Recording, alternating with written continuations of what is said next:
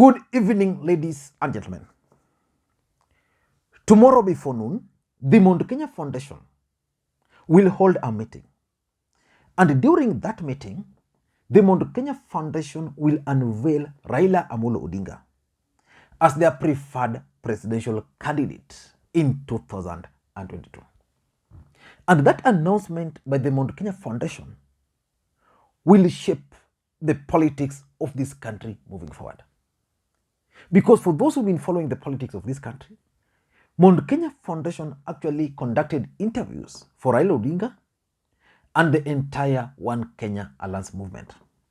And the fact that they are going to unveil Raila Amolo Odinga as their preferred candidate is definitely going to destroy, if there's anything left, of One Kenya Alliance movement. And that announcement is actually timed at a time, just timed a day, because tomorrow will be Wednesday, then the next day is Thursday. It's actually timed a day to Raila Odinga's big event. So in this video, I want to try and explain to you why Mount Kenya Foundation have actually settled on Raila Amolo Odinga and why that announcement is going to be made tomorrow. So I want you to take your time. If you have some soda, please grab. Soda is not good for you. But if you have some popcorns, you can pull them and enjoy.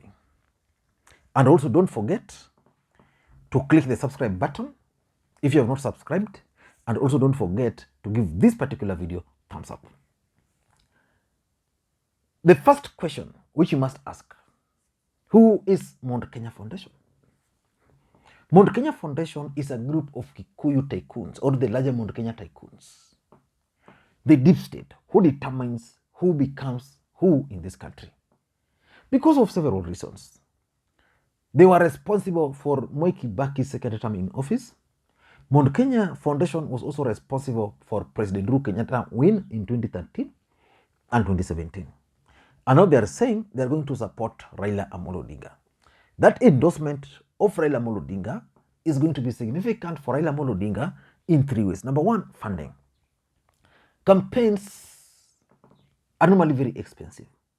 And from the look of things, 2022 presidential campaigns, not just the presidential campaigns, elections in this country is going to be one of the most expensive elections we've ever had in this country. So that's the reality. So Mount Kenya Foundation supporting Raila Odinga means they can easily avail the money. Why? Because they have that money. That's number one. Number two, it also helps Raila Odinga in creating the perception. Politics is a perceptional game. So the fact that Mount Kenya region is going to endorse Raila Amolo Odinga, a perception is going to be created that that's probably the direction the president is taking, or the direction the larger Mount Kenya is likely to take. Because the Mount Kenya Foundation has always had a swing on the politics of that particular region. Because probably they have the media, they have the money, they employ people there. So the direction they take is normally the direction the ordinary folks normally takes. So this is assumption that it's going to add perceptional value. Number three is the deep state. One thing is going to happen tomorrow. Once they unveil Raila Amolo Odinga, or once they announce Raila Odinga as their preferred presidential candidate, what's going to happen is that NASA bases are going to be excited.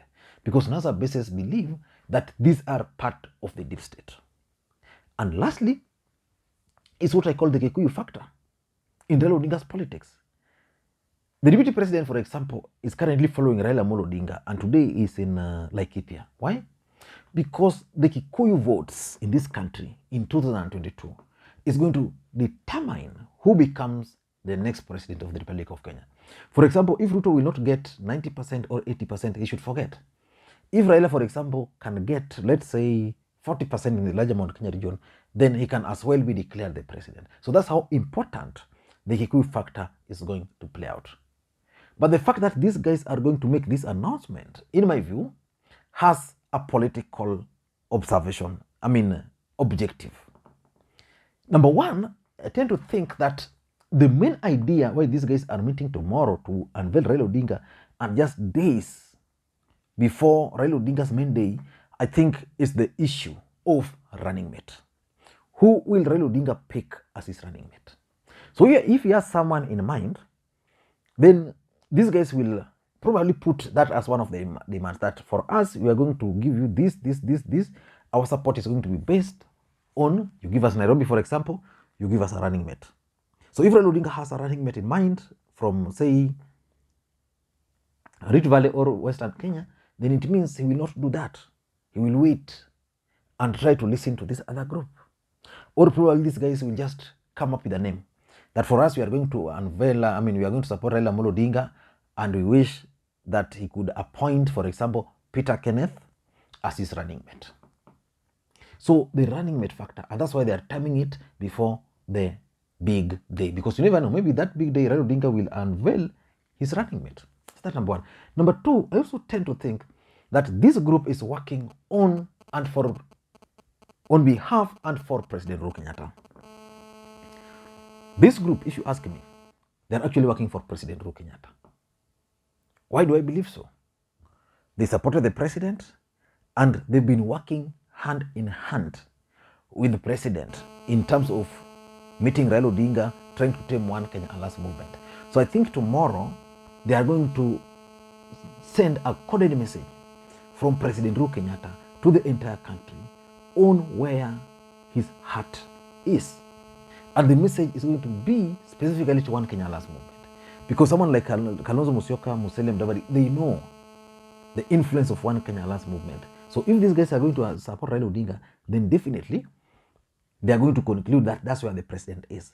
And that's why when this group met Raila Odinga, and then later on they met with Musalia Mudavadi, if you remember, there were those, for example, Raila Odinga supporters started questioning why they were going to meet Musalia Mudavadi and the group. So they are going to send President Uhuru Kenyatta's coded message. Number three, I tend to think that the group's main intention is actually to push One Kenya Alliance movement into a corner. They want to push them into a fix where they cannot come out.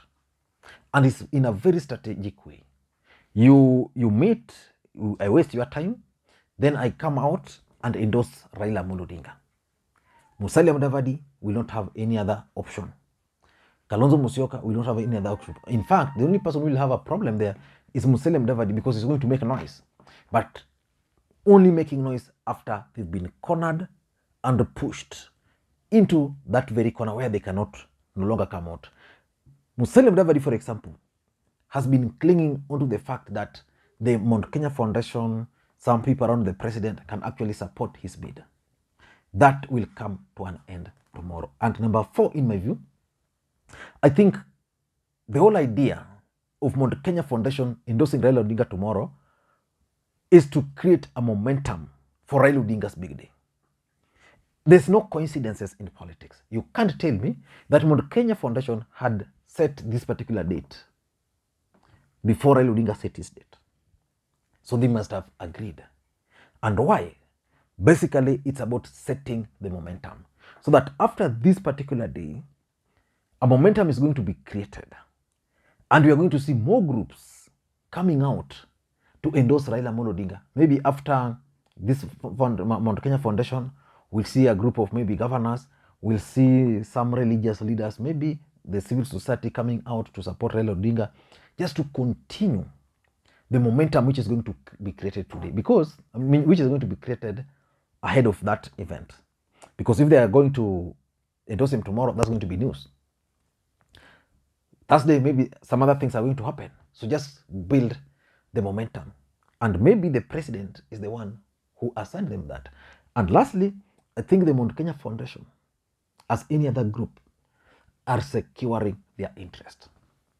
These are people who've always known where the government is headed to. They knew when Uhuru was going to lose, they joined Kibaki. They knew when Uhuru was going to win, they supported Uhuru. Now they also know that 2022 is actually for Raila Amolo Odinga. So they are heading there. Why are they heading there? Their personal interest. Politics is about interest. And they believe, in my views, very strongly, that Raila Odinga is headed for the presidency. Let me ask you a question. Do you think Mount Kenya Foundation would be foolish to endorse Raila Amolo Odinga when they are not sure of Raila Odinga's win?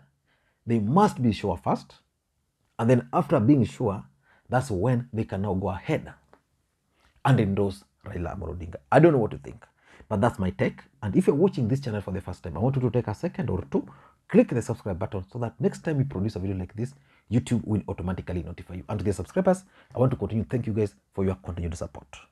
Let me know where you are watching this video from. And on Friday, tukutane Kasarani. Then when Wiper will be holding their NDC, I'll be available. Thank you guys.